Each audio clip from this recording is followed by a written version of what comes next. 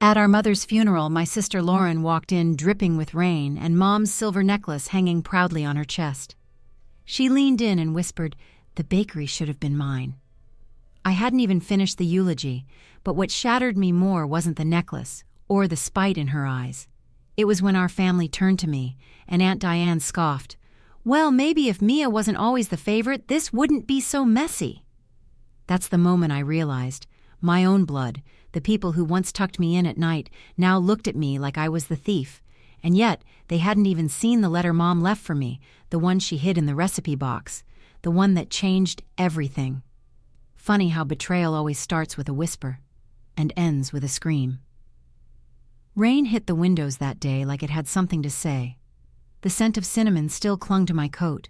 The church pews creaked behind me, and I could feel the air shift, like the truth was crawling its way to the surface. If you've ever been blindsided by someone who should have protected you, give this a like. And if you're already feeling that tight ache in your chest, drop a comment with, "I feel you," because I think we're about to walk through this fire together. Funny how one slap can crack open a memory you thought you buried. 3 weeks earlier. My name is Mia Carter. I'm 27 years old, and for as long as I can remember, the smell of bread has been the rhythm of my life. I grew up in a quiet suburb outside Atlanta where my mother's bakery was more than just a shop. It was the heart of the neighborhood, the place where neighbors brought their celebrations, their heartbreaks, their mornings and evenings, and somehow, in all of that warmth, my mother used to look at me with a smile and whisper, "You're the soul of this bakery, Mia." She said it like a blessing, but sometimes it felt like a weight pressing against my chest, because love, when unevenly given, can turn even a sister into an enemy. I can still see the kitchen from my childhood, warm lights spilling through lace curtains, flour dust floating in the air like snow. I was 10 when my mother first set a bowl of dough in front of me, guiding my hands to knead.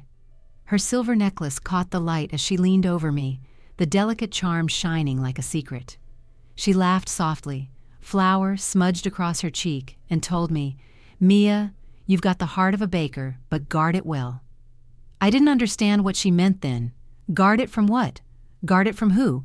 I only remember the way her words hushed the room, even as the oven hummed and the scent of cinnamon rolls curled around us. Lauren, my older sister, was standing in the doorway. She must have been 15, arms crossed, eyes narrowed. Mom hadn't noticed, but I did. The way Lauren's gaze lingered, hard and unblinking, as though every ounce of Mom's affection poured into me was something stolen from her. Even as a child, I felt the sting of that look. It said, without words, "You took something that should have been mine." Years later, after Mom passed away, her will left the bakery to me.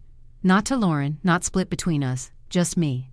I can still hear the crack in Lauren's voice when she read those words, the way she slammed her fist on the table and hissed, "You'll never steal the family legacy from me."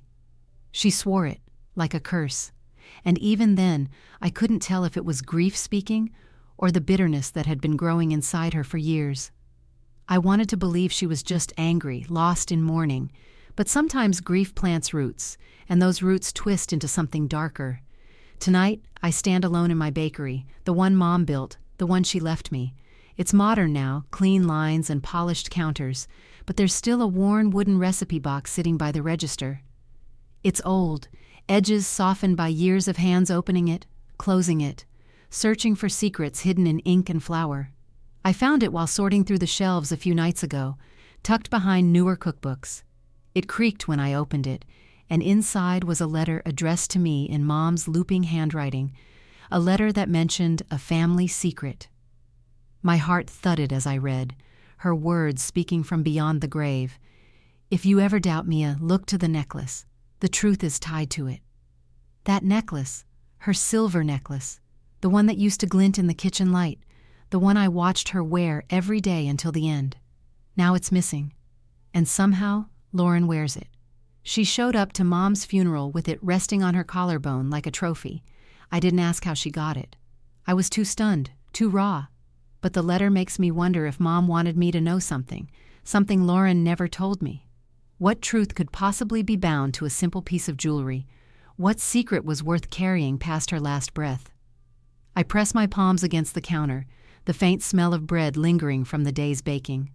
The ovens are silent now, the shop dark except for the glow of a single lamp. Outside, the street is quiet, a breeze rattling the sign that reads, Carter's Bakery. My reflection stares back at me in the glass window. Tired eyes, flour still smudged across my apron, shoulders bent under a weight I can't name, and in that reflection I swear I see the shadow of Lauren's smirk. That same smirk she gave me when she promised I'd never keep what Mom gave me. Mom's letter felt less like a comfort and more like a warning. A warning of what? I don't know.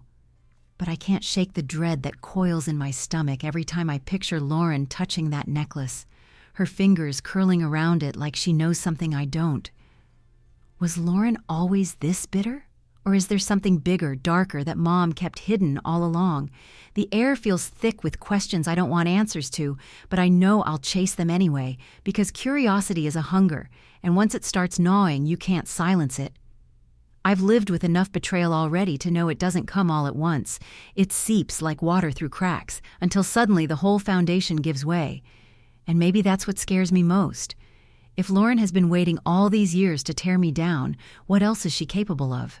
What truth is wrapped in that necklace? And why did Mom never tell me face to face? Did she think I wasn't ready? Or did she believe the knowledge itself would break me?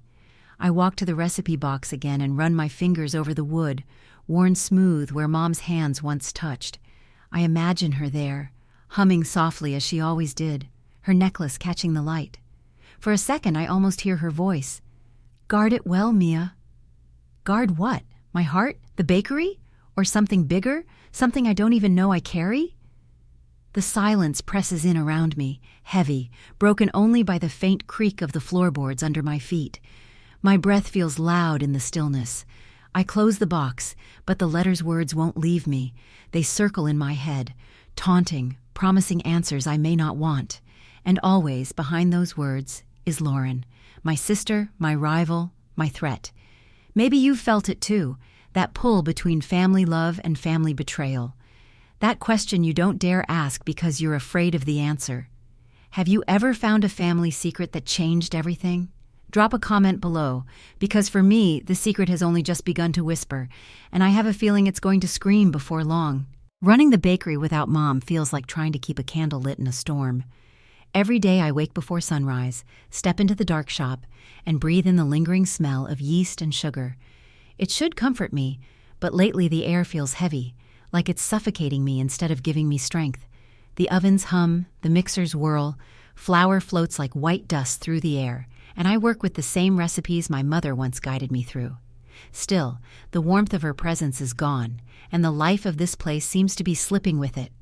At first, I told myself the dip in customers was normal. People have busy seasons, communities change. But then the reviews started appearing online, one after another, each one more brutal than the last. I still remember the first time I read them. Sitting at the office desk in the back, the glow of the computer screen too bright in the dim room. I clicked, thinking maybe it was a misunderstanding. Instead, the words sliced at me like sharp glass. Tasteless. Fake. Overrated. And the one that gutted me the most. This bakery is nothing more than an empty shell living off nostalgia. The soul is gone. I stared at the screen until the words blurred together. Nostalgia? Soul? Those were Mom's recipes, her hands, her legacy woven into every loaf. How could anyone call that fake? My stomach churned. My hands trembled on the desk. These reviews weren't just bad. They were cruel, vicious. They didn't read like opinions. They read like weapons aimed straight at me. Since then, I've been obsessing over every detail, every step of the baking process. I sift flour twice, even 3 times, until fine powder coats my hair like a ghostly crown. I knead dough until my arms ache, pressing harder and harder, as if I can force love and life back into it. I taste each batch of frosting until the sugar burns my tongue and makes me nauseous. I tell myself if I can just perfect each recipe, maybe the world will see the truth. But each day, fewer footsteps cross the threshold, and the bell above the door grows silent. The cash register barely rings. The laughter and chatter that once filled this place have been replaced by the low hum of machines and the sound of my own breathing. And then there are the whispers. I overhear them at the grocery store, at the farmer's market, even when customers think I can't hear as they pass outside. Lauren's name is everywhere. Lauren, with her gleaming new bakery just 3 blocks down, is apparently thriving. They say her shop glitters with bright lights and shiny countertops, that her cases overflow with pastries too perfect to eat. They say her doors never stop swinging open, that her customers line up before she even opens. I've never stepped inside her place, but the stories alone cut me. I imagine it. Sleek walls, polished marble counters, colors bold enough to dazzle, smells crafted to seduce. And then I look around mine, the scuffed floors, the cozy but dim lighting, the old recipe box still perched by the register. My bakery feels like a fading memory compared to her spectacle. Tonight was one of the worst nights yet. After another long shift, I found myself standing at the counter, apron dusted with flour, hair clinging to my sweaty forehead. The chairs were stacked upside down on the empty tables, the air stale with the faint scent of burnt bread from a batch that hadn't risen right. Even the soft jazz I used to play in the background had gone silent because I couldn't bear the cheerfulness of it anymore. The shop felt hollow, a shell of what it once was. Jake came out of the kitchen carrying a tray of unsold muffins. He's been with me since Mom passed, loyal and steady, one of the few constants in all this chaos. He set the tray down with a sigh, brushing crumbs off his shirt. His face looked tired too, shadows under his eyes from working shifts that stretched too long. "They don't know what they're talking about," he said finally, his voice low but firm. "Your cakes are the real thing. We'll figure this out." I wanted to believe him. I wanted to let those words wrap around me like a blanket, but they slipped through me instead, leaving only cold. Then came the hesitation. Just a flicker, a pause before he added, "Lauren's just ambitious." He looked away as he said her name, eyes darting toward the window as though he couldn't face mine. That word echoed in my head. Ambitious. Was that all this was? Just her drive to succeed? A hunger for more than she could have had here? Or was there something sharper underneath? Something planned? Because those reviews, they didn't feel random. They felt coordinated. A campaign. And who else would want to see me fail more than Lauren, the sister who once hissed that I would never steal the family legacy from her? My chest tightened, the thought digging its claws deeper with each breath. I turned toward the front window and stared out into the street. Across the way, Lauren's bakery sign glowed in bold red and gold, lighting up the night as if mocking me.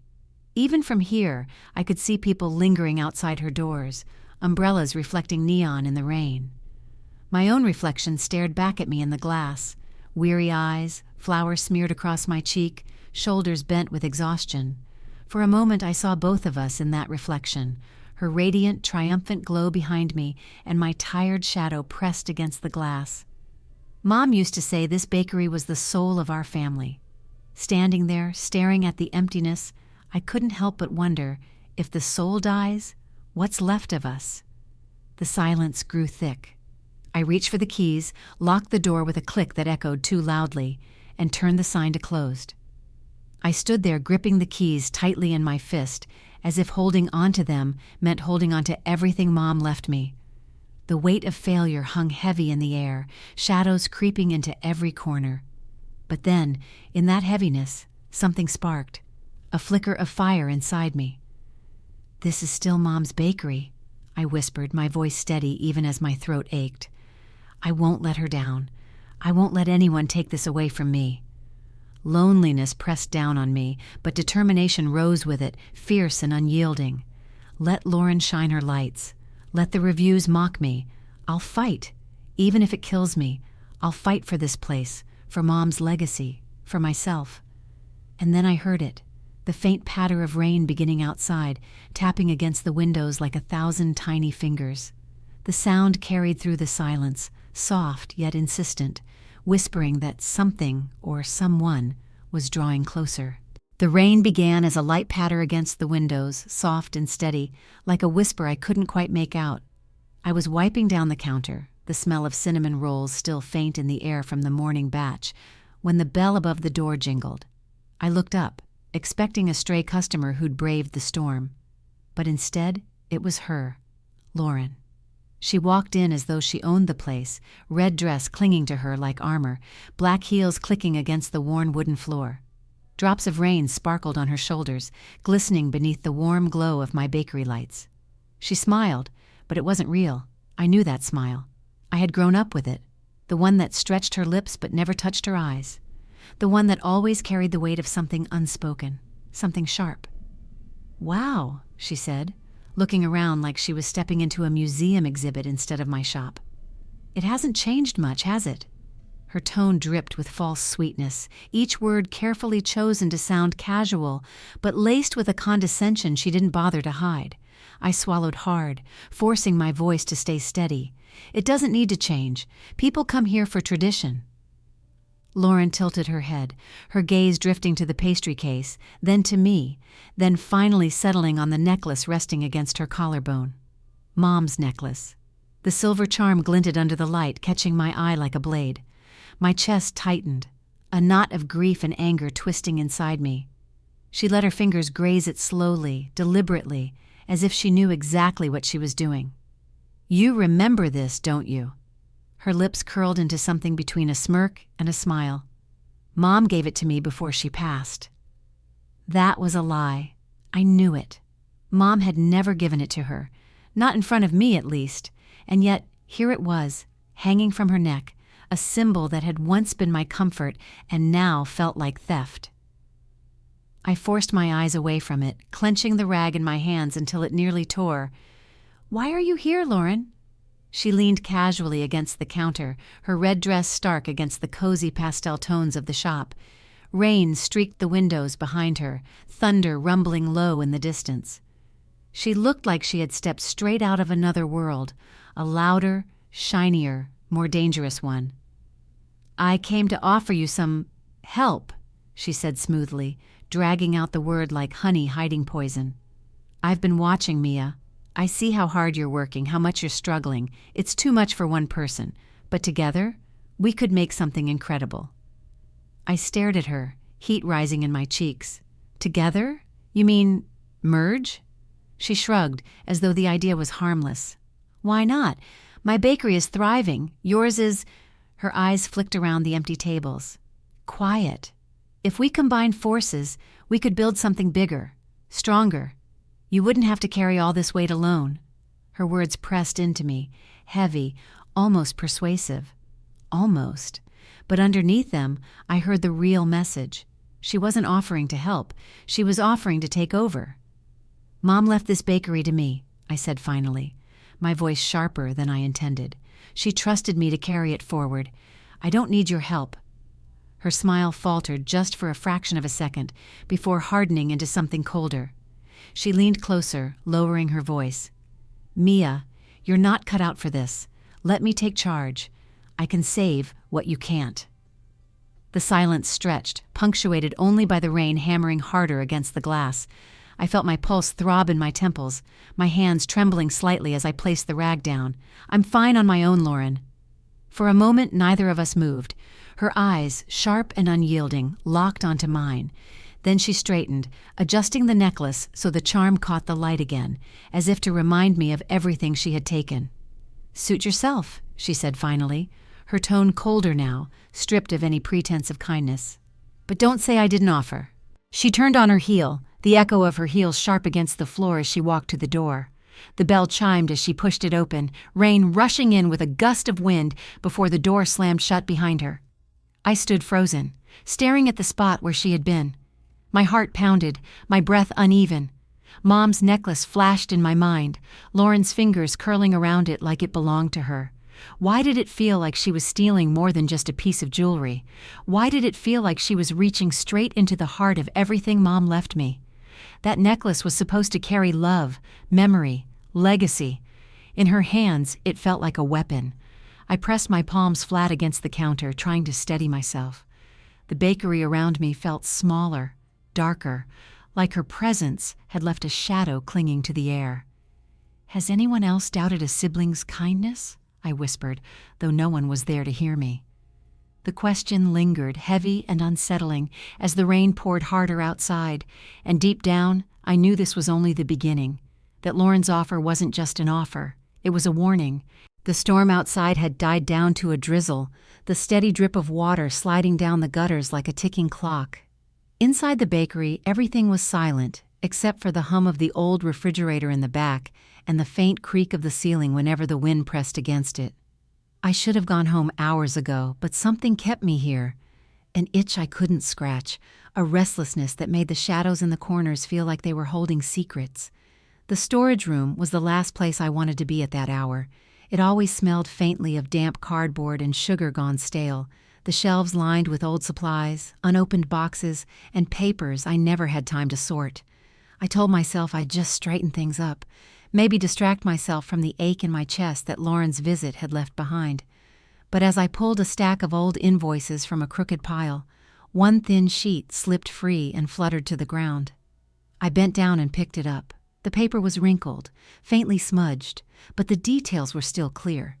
A delivery invoice. My eyes skimmed over it at first. Flour, sugar, yeast, the usual. Then my gaze froze. The flour listed wasn't the brand we always used, the one Mom swore by. It was cheap, off-brand, the kind I would never allow in Mom's recipes.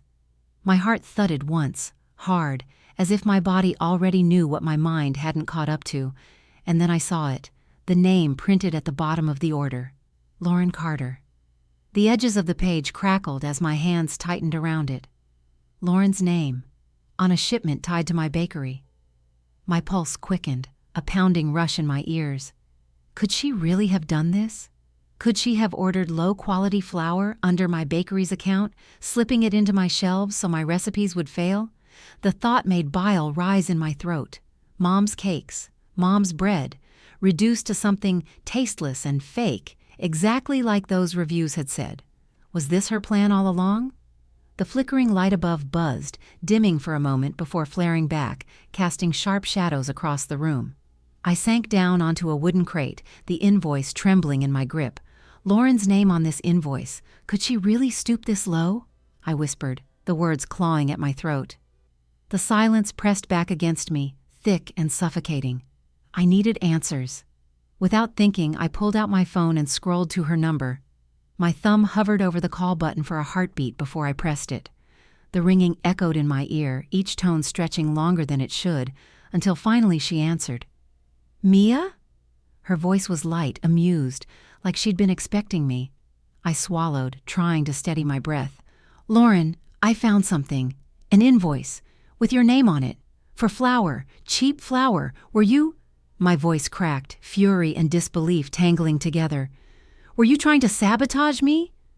There was silence for half a second, then a soft laugh. The kind of laugh that doesn't warm, only cuts. Oh, Mia, she said, mockery dripping from every syllable. You're too paranoid.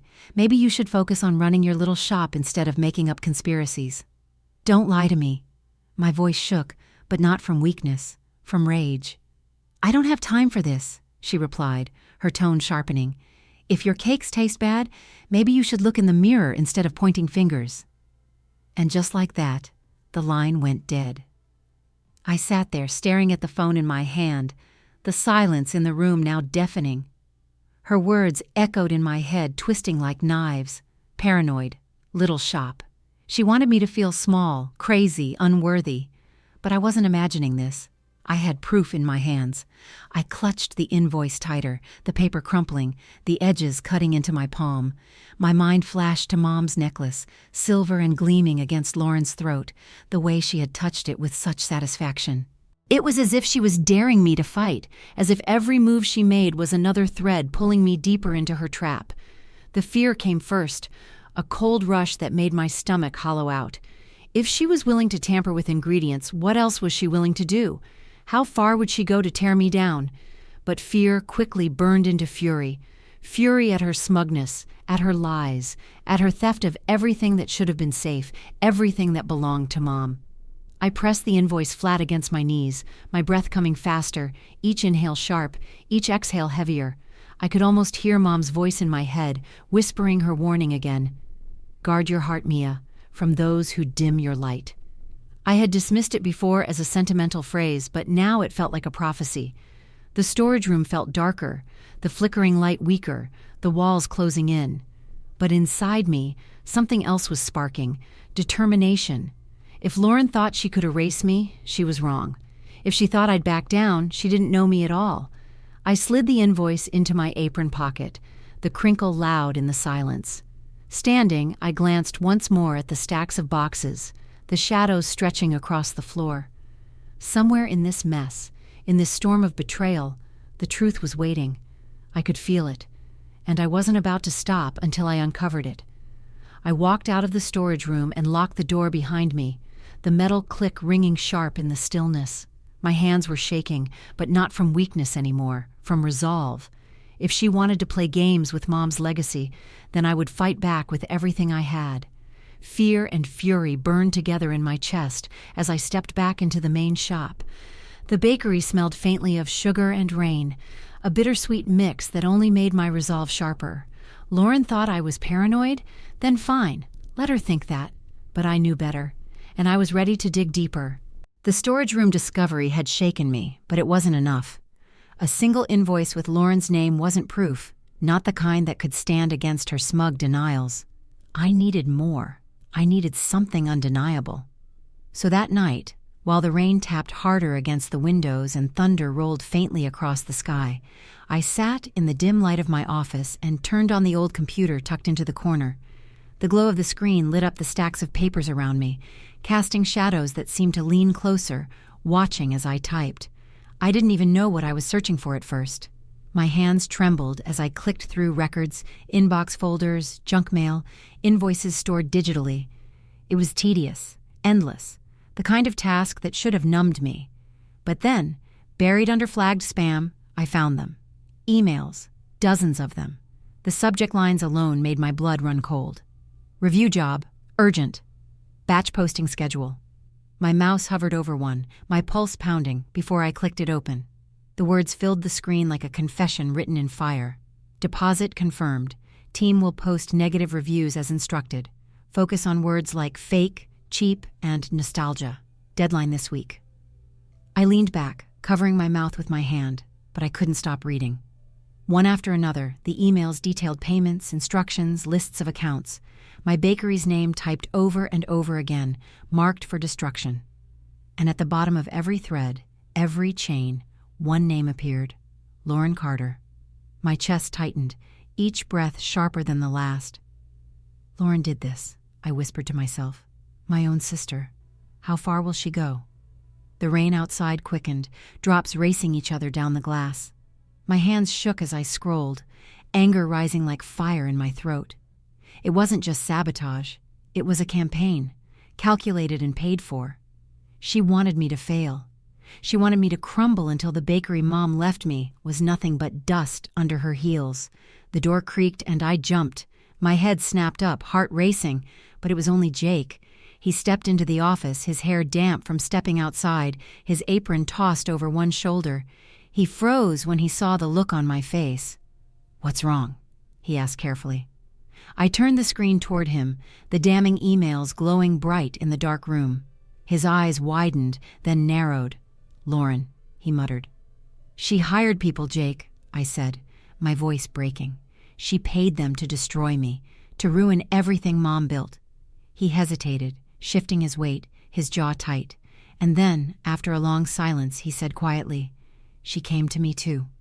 The words landed like another blow. I blinked at him, stunned. "What?"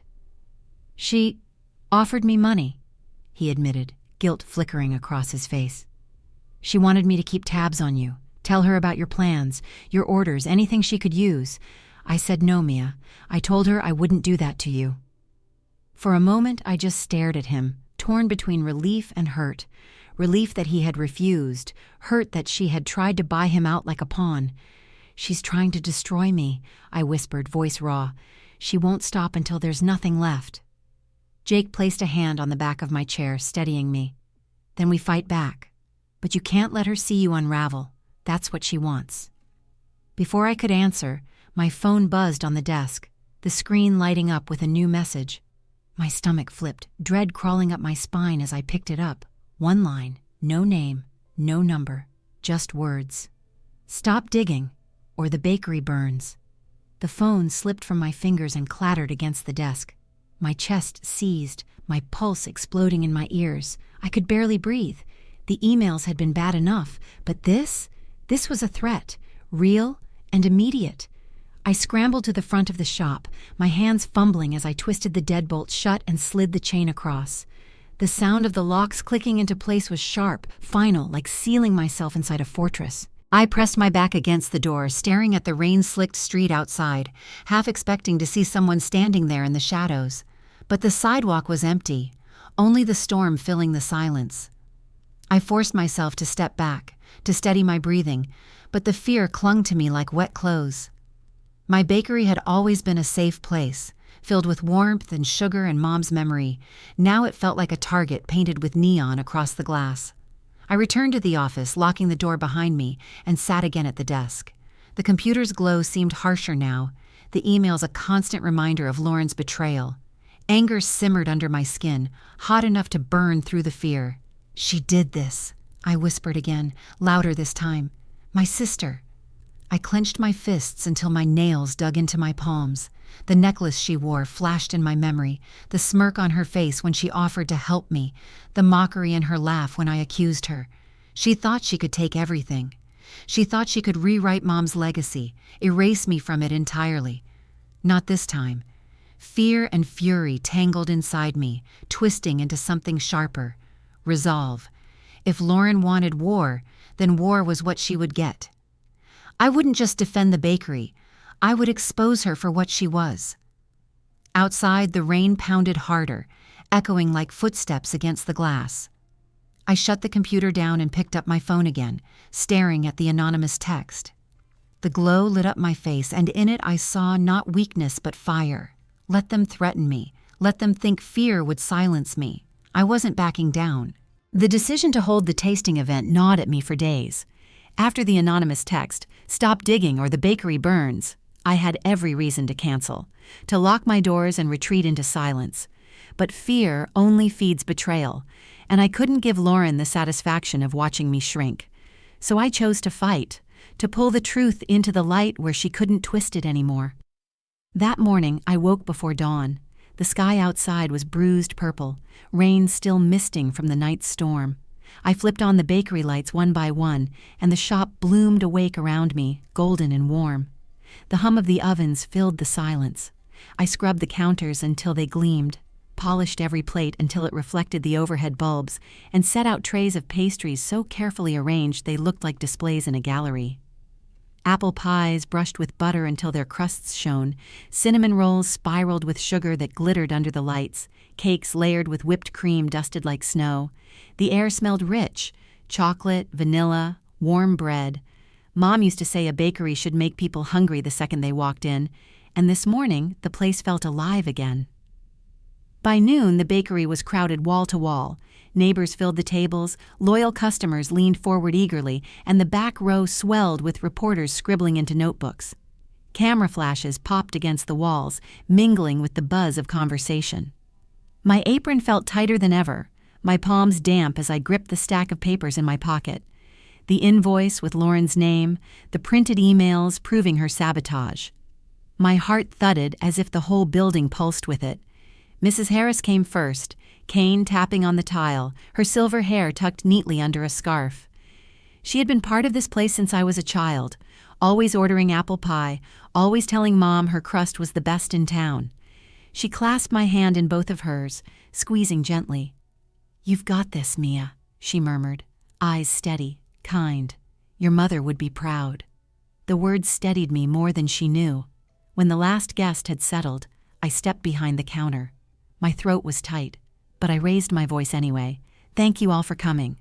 I know you've heard the rumors, maybe even read the reviews. Words like tasteless, fake, cheap, but those words aren't the truth. And today, I want to prove it." Murmurs swept across the room. I gestured to the trays. People reached for plates, forks clinking against china, bites taken cautiously at first. Then the hums started. Soft sighs of pleasure, nods. The familiar spark I had seen countless times when someone realized what they were tasting wasn't just food, but memory, comfort, and care. For the first time in weeks, I felt hope stir inside me. But proof wasn't just in taste. My hands shook slightly as I pulled the papers from my pocket. The invoice crackled, the emails stiff with ink. I spread them across the counter where everyone could see. "These lies weren't random," I said, voice firm, carrying over the buzz of the crowd. "They were planted, paid for, by someone who wanted me to fail." The room fell into sharp silence before gasps broke through. Reporters leaned forward, snapping photos of the papers. Customers craned their necks, whispering. I took a breath that scorched my throat and said the words I had dreaded but needed to speak. It was Lauren, my own sister. She hired people to post those reviews, to sabotage everything my mother built, and I won't let her win. A wave of sound crashed through the room, shocked exclamations, whispers, disbelief. Mrs. Harris straightened, her cane striking the floor like a gavel. "I've eaten here for years," she said, her voice clear and strong enough to cut through the chaos. "These accusations don't add up. Mia's cakes are the real deal, and anyone with sense knows it." The crowd rippled with agreement. Heads nodded, voices rose in support. Relief surged through me, hot and sudden, washing away weeks of isolation. For the first time since Mom died, I felt the bakery wasn't just mine. It belonged to everyone who still believed in it. But the moment cracked like glass when the door slammed open. Lauren stormed in, heels striking the floor like a warning drum. Her red dress blazed under the lights, her hair slicked from the rain, eyes burning with fury. She looked around, scanning faces, then locked on me. "You're making this up to ruin me," she shouted, her voice slicing through the air. "You think you can twist lies and turn everyone against me?" The room froze. Every pair of eyes turned between us. Her fury was convincing, but I saw the flicker beneath it. Panic, a split-second flash of fear she couldn't hide. I forced myself to meet her gaze, my chest heaving. "I don't need to twist anything, Lauren. The truth speaks for itself." For a heartbeat, silence held the room, broken only by the rain tapping harder against the windows and the hum of the lights. Then the murmurs began again, louder this time, shifting, a current turning against her. People leaned back from her, whispering to one another, their sympathy sliding away. Her lips curled, venom twisting her face. She gave me one last glare, cold and poisonous, before spinning on her heel and storming back out. The bell above the door clanged violently as it slammed shut, the sound reverberating long after she disappeared into the rain. The air felt lighter without her, but my body trembled as if I had run miles. The crowd's voices swirled around me, some praising, some still buzzing with disbelief. But I kept my eyes on the papers spread across the counter, my fists clenched at my sides. Justice tasted sweet, but even as relief seeped in, unease clung to me, because I couldn't forget the way she had looked at me before she turned away. Her eyes hadn't just been angry, they had been promising. Promising revenge, promising escalation. The truth was finally out. People had seen her for what she was, but why did that look still make me shiver? Why did her stare feel more dangerous than ever? After the tasting event, when the last of the crowd drifted away and the chatter faded into the night, I found myself alone in the kitchen. The room that had just moments before been alive with voices and applause was now hushed, filled only with the hum of the refrigerator and the faint tick of the clock on the wall. My hands were still trembling, not from exhaustion but from the storm of emotions inside me. Relief that I had spoken the truth, fear of Lauren's glare as she left, and beneath it all, a deep, aching sadness I couldn't shake. I sank onto a stool by the counter. The warm glow of the overhead lights made the flour scattered across the table shimmer like dust in the air. I pressed my palms against the cool surface, and my mind slipped back to a time when this kitchen had been a place of comfort instead of confrontation. I was 10 years old again, standing on a wooden stool beside Mom as she showed me how to knead dough. The counters were cluttered with bowls, sugar jars, and measuring spoons. The air smelled of cinnamon and butter, and laughter filled every corner of the room. Mom leaned close, her silver necklace glinting in the morning sun as she guided my small hands. "Feel it, Mia," she said softly. "The dough tells you when it's ready. Baking isn't just about following steps. It's about listening, paying attention, putting your heart into it." I can still feel the warmth of her hands over mine, steady and patient. But in the doorway, Lauren stood watching. She was 15 then, too old to need guidance, too proud to ask for it. Her arms were crossed tightly, her lips pressed into a thin line. The shadow in her eyes wasn't new, but that day, it seemed darker. Mom didn't notice. She was too focused on me, her voice gentle as she whispered words I'll never forget.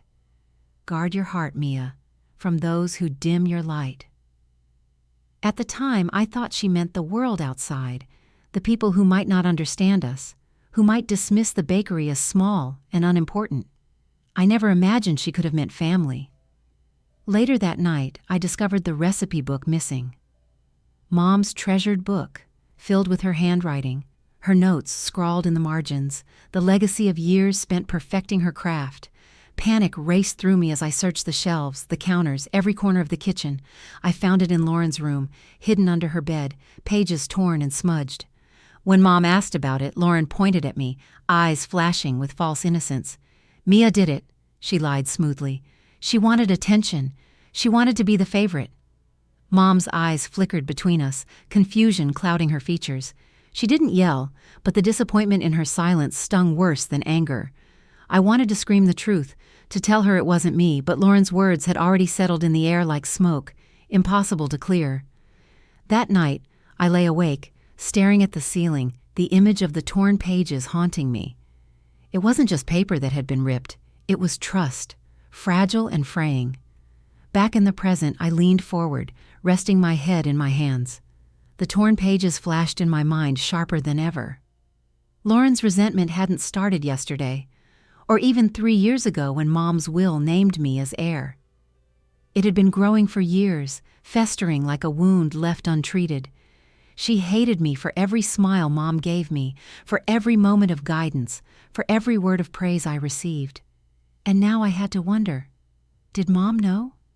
Did she see the jealousy, the darkness curling inside Lauren? Was that why she told me to guard my heart? Did she foresee this rift, this battle that would tear us apart? The thought cut deep. If Mom had known, why hadn't she said more? Why hadn't she prepared me for this war between sisters? Or maybe she had, and I had been too young, too naive to understand her warning. The kitchen was quiet, but the silence pressed against me, heavy with memory. I glanced at the counters, at the flour dust still lingering, and for a moment I could almost see Mom there again, smiling, necklace shining, her hands guiding mine. The warmth of that memory clashed with the cold truth of the present, Lauren's sabotage, her lies, her venom. Pain twisted in my chest, but along with it came resolve. If Lauren had hated me since we were kids, if this betrayal had been decades in the making, then I couldn't undo it. But I could fight it. I could honor Mom's words, guard my heart, and protect what she entrusted to me. I lifted my head, taking a long breath, letting the air fill my lungs. The kitchen smelled faintly of sugar and yeast, grounding me in the present. The past explained the pain, but it also clarified the stakes. This wasn't just about business rivalry. This was about a sister who had carried bitterness for years, who would stop at nothing to erase me. "Lauren's hated me since we were kids," I whispered into the empty room. Did Mom know it had come to this? The question hung in the air, unanswered, echoing against the walls of the kitchen that had once been my safe haven. And deep down, I already knew the answer didn't matter. What mattered was what came next, because the fight wasn't over, it was only deepening. The night after the event, the bakery sat in silence. The table still carried crumbs from pastries long gone cold, and the air smelled faintly of sugar and cinnamon, though the warmth had faded. I should have felt triumphant.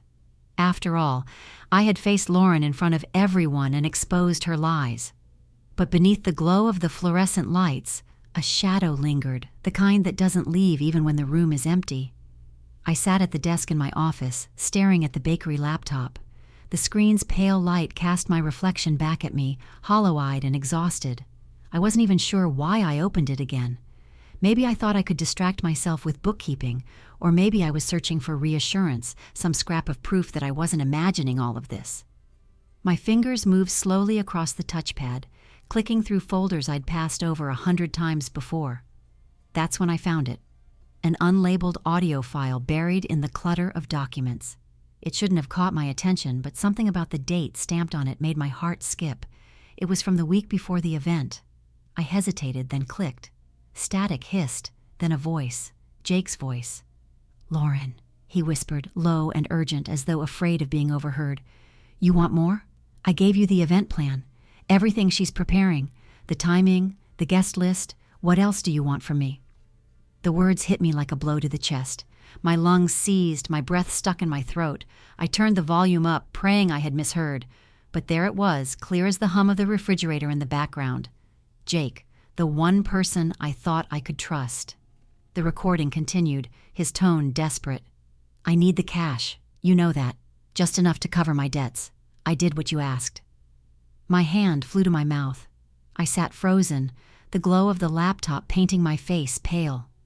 The man who had stood beside me through long nights, who told me we'd figure it out, who had brushed crumbs off his shirt and told me not to lose hope, he had been feeding my sister information, selling me out for money. Jake, too? The thought was barely a whisper, but it echoed through me like a scream.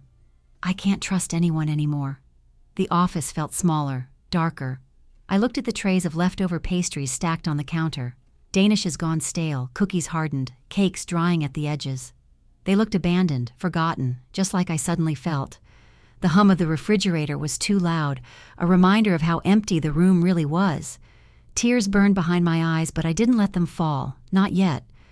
Instead, I leaned closer to the screen, staring at the paused audio file as though it could somehow give me answers. My chest felt hollow, like someone had scooped out the last bit of hope I had left. Why, Jake? Why would you do this to me? Was the money really worth it? As if the laptop sensed my despair, a new notification popped up. An old email, buried deep, resurfacing like a ghost. I clicked, half expecting another knife to the gut. Instead, I saw Mom's name, an email she had sent to Lauren years ago. The subject line read, "For the future, don't lose it." I clicked it open, my pulse thundering in my ears. The message was short, almost cryptic. "The bakery isn't all I left behind. There is a hidden family asset. Use it wisely, for it was meant to protect, not destroy." My eyes blurred, my heart raced. A hidden family asset? What had Mom left behind? And why had she sent the email to Lauren instead of me? Questions swirled like a storm, mixing with the sting of Jake's betrayal. Despair clawed at me, threatening to drag me under. Lauren had sabotaged me. Jake had betrayed me. Even Mom's words felt like they belonged to someone else now. I was standing in the ruins of trust, the foundation crumbling under my feet. But then, beneath the despair, something else flickered. Anger. Not the kind that burns out quickly, but the kind that hardens, sharpens, becomes steel. If Mom left something hidden, something meant to protect, then I would find it. If Lauren thought she could twist even that into her weapon, then she was wrong. I wiped my face with the back of my hand, pushing the tears away before they could fall. The pastries around me were cold, lifeless, but I wasn't. Not yet. Jake's betrayal hurt more than I wanted to admit. It cut deeper than the reviews, the sabotage, even Lauren's lies, because he had been my ally, my friend, and now he was gone, another ghost in a bakery filled with them. But if betrayal was the fire meant to burn me down, I would use its flames to forge something stronger. I closed the laptop with a sharp snap, the sound echoing through the empty office. My chest still ached, but my hands were steady now. Lauren had stolen trust, twisted family, and now turned even those closest to me into her pawns. But she hadn't won yet. The sting of betrayal would not break me. It would drive me. And I swore, sitting there amid the shadows and the silence, that I would fight for Mom's legacy, even if it left me standing alone. The bakery had never felt heavier with silence than it did that evening. The rain outside tapped steadily against the windows, a slow drumbeat marking the moments until Lauren arrived. I had polished the counters until they gleamed, arranged a modest spread of pastries on the side tables, and lit soft lamps that cast warm pools of light across the room. The air smelled faintly of sugar and cinnamon, but beneath it lingered a sharpness, like the air before a storm. Every detail was intentional. This wasn't just a meeting. It was a trial. I placed the folder in the center of the counter, my fingers grazing the edges as if to reassure myself it was real. Inside was Mom's letter, the one that mentioned the hidden fund she left only for me, and the documents proving Lauren had tried to forge the will. For hours I had rehearsed how I would reveal them, how I would keep my voice steady even when my heart felt ready to break. The door opened with a sharp creak, and Lauren stepped inside. She looked polished, perfect as ever, her red dress almost glowing under the lamps, her heels echoing against the tile. Around her neck, Mom's silver necklace caught the light and threw it back in small, dazzling flashes that made my stomach twist. Her smile was practiced, her eyes cold. She didn't see the bakery as home anymore, she saw it as a battlefield.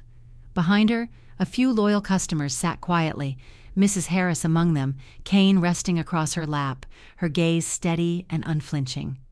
Near the counter, the lawyer stood waiting, a solemn presence that seemed to anchor the room in reality. Their eyes followed Lauren as she swept into the space, her confidence filling every corner. I drew a slow breath and forced myself to meet her gaze. "Lauren?" I said softly, almost warmly. "Thank you for coming. I thought maybe it was time for peace." Her lips curved into a smirk. "Peace?" she repeated, her voice dripping with mockery. "After all the things you've accused me of? Don't tell me you finally realized you were wrong." My hand brushed the folder. "Not wrong," I replied, my tone sharpening. "Just ready to finish this." Her eyes narrowed, suspicion flickering in their depths, but she didn't move. I opened the folder and pulled out Mom's letter. The paper was yellowed, fragile, the handwriting slanted but unmistakably hers. My chest ached as I began to read aloud. "If you ever doubt, Mia, look to the necklace, and know that what I leave is for you alone, to keep the bakery alive, a fund in your name, hidden for protection." The words seemed to hang in the air, carried by the silence of the room. Lauren's shoulders stiffened, the smirk faltering on her lips. "This isn't about paranoia or jealousy," I said, my voice steadier now, fueled by the memory of Mom's voice in my head. "This is about Mom trusting me to carry her legacy. She knew there would be envy. She knew someone might try to take what wasn't theirs." The lawyer stepped forward, opening another document from the folder. His voice was calm, professional, but the words struck like a hammer. "These are copies of attempted alterations to your mother's will. The handwriting is inconsistent, the ink mismatched. They are fraudulent. The original stands, leaving both the bakery and the fund solely to Mia." Gasps broke through the crowd. Mrs. Harris pressed a trembling hand to her mouth, her eyes wide with disbelief. One of the men in the back muttered, "My God!" Lauren's mask shattered. Her fists clenched at her sides, her lips trembled, and her eyes darted wildly, from the lawyer, to me, to the letter that lay exposed on the counter. The walls she had built so carefully crumbled, and in their place came a raw, jagged fury. She screamed, her voice tearing through the room. "Mom loved you more, but I deserved it." The words cracked like thunder, echoing against the walls. The room fell utterly still. Even the rain outside seemed to pause. Every eye was fixed on her, the sister who had spent a lifetime hiding her resentment, now laid bare in front of everyone. I clenched Mom's necklace in my hand, the cool silver cutting into my palm. My heart pounded, but I felt her with me, her strength, her wisdom, her warning to guard my heart. My throat ached as I forced the words out. "You betrayed us both, Lauren." Her face contorted, rage twisting her features into something almost unrecognizable. But beneath the fury, I saw it at last. The truth, not power, not triumph, only grief, jealousy, and a loneliness she had carried for years. Her shoulders sagged, her breath came ragged, and for the first time she looked small. The silence of the room deepened. No one spoke. They didn't have to. Her outburst had said it all. I turned slowly, my eyes scanning the faces around me. The lawyer stood solemn and certain. Mrs. Harris's eyes glistened with tears, but her chin was high, proud. The others sat frozen, stunned, their disbelief giving way to recognition. The truth was undeniable now. Triumph surged faintly through me, but it was laced with a sorrow so heavy it nearly buckled my knees. This wasn't victory. This was loss. Exposing Lauren hadn't just destroyed her lies. It had destroyed the last fragile bond between us. Lauren's chest heaved as she looked around at the silent faces, at the judgment heavy in the air. She turned on her heel, her heels striking the tile in angry bursts. The door slammed open, letting in a gust of cool, damp air, and then shut behind her with a clang that echoed long after she was gone. The bakery was still again, but not empty. The necklace glinted in my hand, catching the lamplight. steadying me. For the first time, I felt Mom not just as a memory, but as a presence, guiding me, reminding me that even in betrayal, I wasn't alone. Lauren had broken us, but she hadn't broken me. As the silence settled, the weight of what had just happened pressed down, heavy and final. Triumph and heartbreak coiled together in my chest, sharp and inseparable. My sister's jealousy hadn't just destroyed us, it had destroyed her too. And as I stood in that quiet room, surrounded by witnesses and the lingering warmth of Mom's words, I whispered to myself, Lauren broke us, but Mom's with me now. The bakery had never felt this still. The echoes of the confrontation lingered in the main room like ghosts clinging to the walls. Chairs sat uneven, a napkin left crumpled on a table, the faint metallic scent of tension still hanging in the air. I slipped into the kitchen and closed the door softly behind me. For a moment, I just stood there listening to the hush, letting it press against my chest like a heavy blanket. The kitchen was my refuge. Warmth radiated from the oven, its orange glow painting the room in soft light. The counters were dusted with flour from the morning rush, tiny white fingerprints marking the space where I had clung to stability through chaos. I inhaled deeply, and this time, the air wasn't heavy with fear or betrayal. It was alive with yeast, vanilla, and cinnamon, scents that had always been the language of love in my family. I pulled out Mom's recipe book, the one I had guarded like a sacred relic. The edges were frayed, some pages smudged with butter and cocoa. My hands trembled as I opened it to her secret recipe. The ink was faded, but the words glowed in my memory. I didn't need to read. I could hear her voice. Guard your heart, Mia, and always let the dough breathe. It'll tell you when it's ready. I gathered the ingredients slowly, deliberately. Butter that softened under my touch, sugar slipping like sand through my fingers, eggs cracking open with a familiar rhythm. As I poured and stirred, clouds of flour rose into the air, catching in the glow of the oven light. My hands moved automatically, but my heart beat with memory. I could almost feel her hands layered over mine, steady and certain, guiding me through each fold of the dough. The dough resisted at first, stiff and unyielding, but with patience it began to soften, to warm beneath my palms. I pressed, folded, turned, pressed again. The rhythm became a lullaby, and for the first time since Lauren's betrayal, I felt steady. I leaned into the motion, into the silence broken only by the soft sigh of the dough against the counter and the hum of the oven. When I slid the tray inside, the wave of heat flushed my cheeks, and I whispered, "This is for you, Mom. For us." My voice shook, but the words stayed. While the pastries baked, I sat at the flour-dusted counter with a blank sheet of paper and a pen. The words spilled out before I could stop them. Lauren, I don't know why you hated me enough to want to take everything from me. Maybe you thought Mom loved me more. Maybe you couldn't stand that she trusted me with the bakery. I want to hate you back, but I can't. All I feel is this hollow ache, this gnawing wish that things could have been different. I don't know if forgiveness is possible. Maybe not today. Maybe not ever. But if the day comes when you want to return, I want you to know the door will not be locked. For now, I'll carry Mom's legacy, even if I have to do it alone. The ink blurred as my tears fell, dotting the page like stains I couldn't erase. My chest tightened as I folded the letter carefully and slid it into an envelope.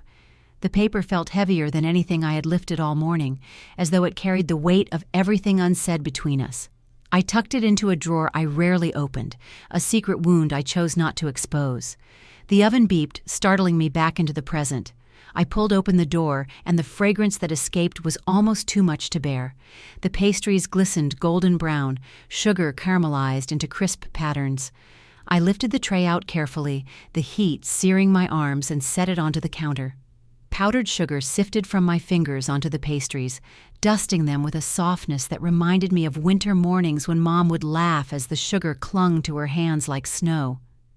I carried the tray into the main room where a few early customers had gathered. Their faces lit up as they tasted the pastries, murmurs of delight rippling through the space. "This tastes like the old days," one whispered. Another smiled warmly. "Your mother would be proud, Mia." Their voices reached me, warmed me. but they couldn't quite touch the hollow ache deep inside. The bakery was alive again. The counters gleamed. The air buzzed faintly with conversation. The flavors carried my mother's spirit into the present. Yet the space beside me, the space where family should have stood, remained empty. I leaned back against the counter, wiping my hands on my apron, the silver of Mom's necklace cool against my skin. The charm caught the light, glinting like a reminder. Powdered sugar clung stubbornly to my palms, no matter how much I brushed it away. It felt like a quiet promise. No matter how broken I felt, strength had settled into me, dusting every corner of who I was. My thoughts turned heavy. Can I forgive her, or is family gone forever? The question looped in my head, an ache without answer. The laughter of customers floated through the air, mixing with the scent of sugar and yeast. Hope shimmered faintly, threading through the grief like a golden seam in cracked pottery. My heart was bruised, my spirit battered, but I was still here, still breathing, still standing. As I looked at the bakery, the oven glowing, the counters shining, the community returning, I realized the future wasn't a dream I had to chase. It was already here, waiting for me, waiting for what Mom had left in my hands. And though sorrow pressed close, hope curled around it, soft but unyielding. They braided together inside me, like two strands of dough, broken yet whole in a new form. The mornings felt different now. Where once I woke with the weight of fear pressing down on me, I rose to the soft hum of possibility. The bakery had survived the storm, scarred but standing, and each day I felt its heartbeat grow stronger. The ovens glowed brighter, the air carried the sweet perfume of cinnamon and sugar again, and the sound of laughter returned to fill the hollow spaces betrayal had carved into me. The secret recipe Mom left me became the centerpiece of it all. Every tray of golden pastries that slid out of the oven felt like a promise kept. Customers lined up earlier than ever, their voices buzzing with excitement, their faces lit with the kind of anticipation I used to see when Mom stood behind the counter. They tasted the new flavors and smiled, some whispering with tears in their eyes that it felt like she had come back through me. Their words wrapped around my heart, warm and aching, reminding me that this place wasn't just mine, it belonged to everyone who believed in it. But rebuilding meant more than recipes, it meant trust. And after Jake's betrayal, trust had become the rarest ingredient of all. I handpicked a small team, people I had watched for years, neighbors who came daily, friends who had stood by me even when the lies about the bakery spread like wildfire. They tied their aprons with pride, and I studied their faces, searching for cracks of doubt, shadows of betrayal. Instead, I found loyalty steady as stone. For the first time in months, I didn't feel like I was standing alone. Still, the most beautiful change came from the children. I opened the doors on Saturday mornings for free baking classes, just like Mom used to do for me. The first time I welcomed them, their tiny aprons hung loose, their eyes wide with excitement. I set bowls of flour in front of them, cracked eggs into shining glass cups, and let them laugh as their fingers sank into sticky dough. The room filled with giggles and shrieks as flour dusted the air, settling on their hair like snowfall. I couldn't stop smiling as I watched them. One little boy tugged on my sleeve, his cheeks white with sugar dust. "Miss Mia," he said with a grin that showed his missing front tooth, "this is the best cake ever." His joy was so pure it pierced me, and I laughed with him, ruffling his hair as the dough clung to his fingers. In that moment, I saw myself, small, eager, standing in the same spot years ago with Mom's steady hands guiding mine. It felt like a circle had closed. The bakery wasn't just healing, it was becoming something new, something bigger than me. Every child who left with sticky hands and a heart full of laughter carried a piece of Mom's legacy with them. And every parent who smiled at the door reminded me that this place wasn't just about survival anymore. It was about hope. But even in the brightest light, shadows linger. Every time the children laughed, every time the counter gleamed under the sunlight, every time the cash register rang with life again, a part of me reached for the cool silver resting against my chest.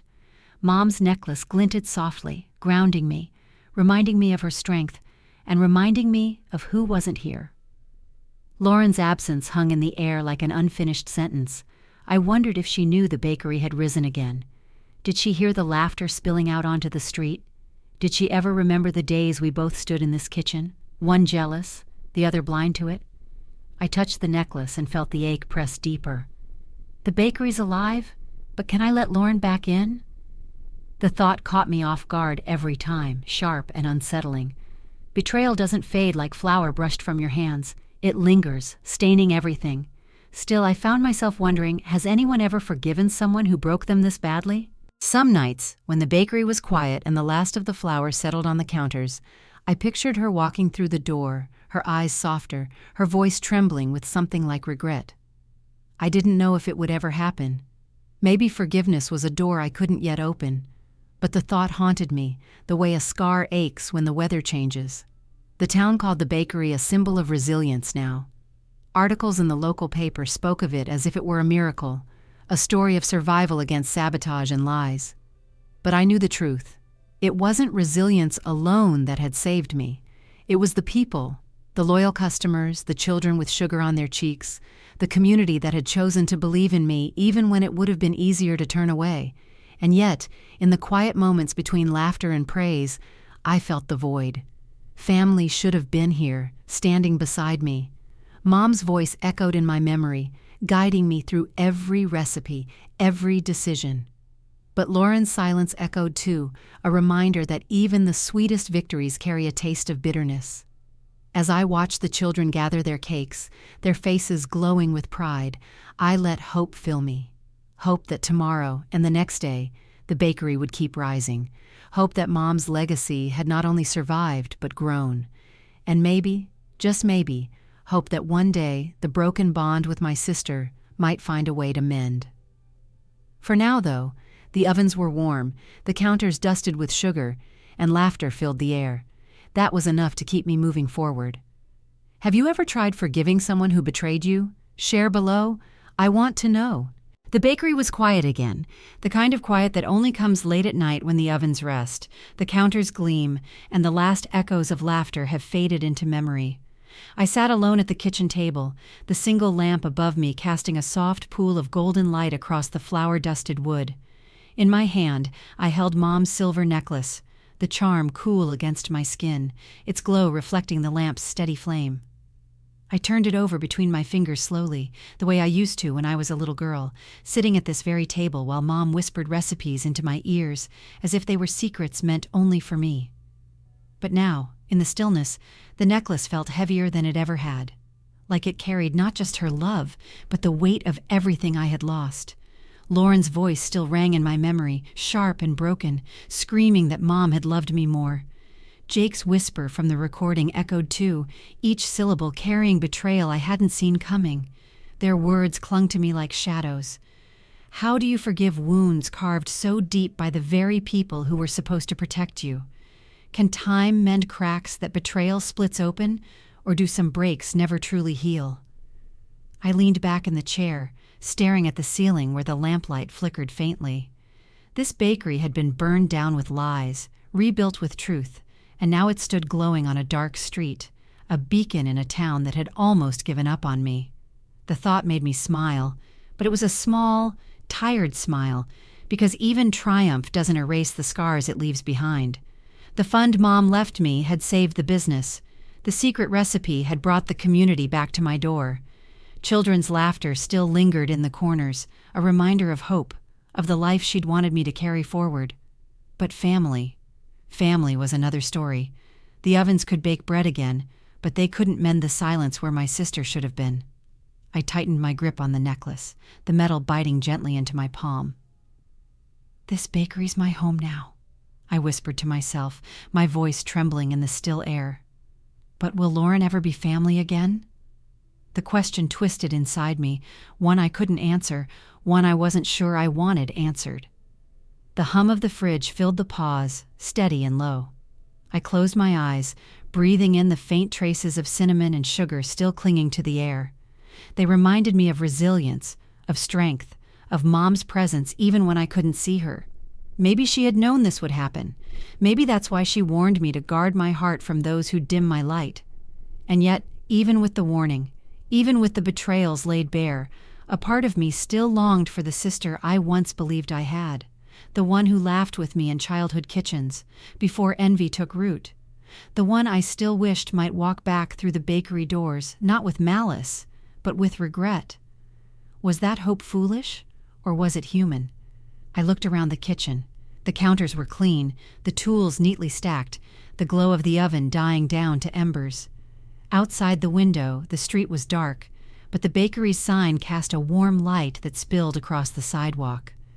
It was beautiful in its simplicity, a light against the night, a symbol that something once broken could stand tall again. Peace settled over me, but it wasn't pure.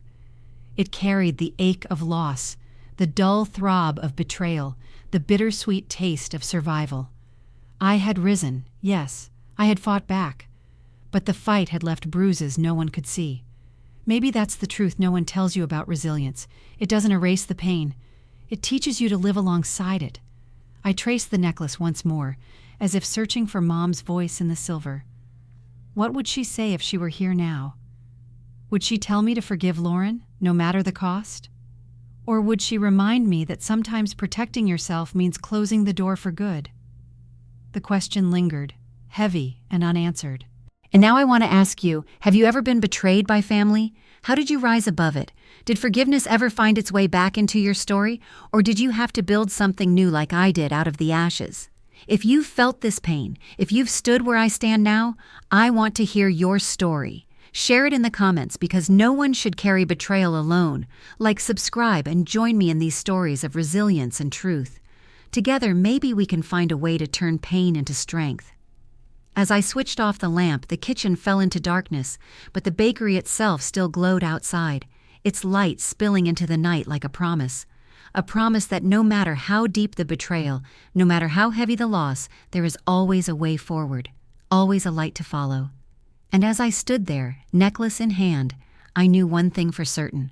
Mom's legacy lived on, not just in the bakery, but in me.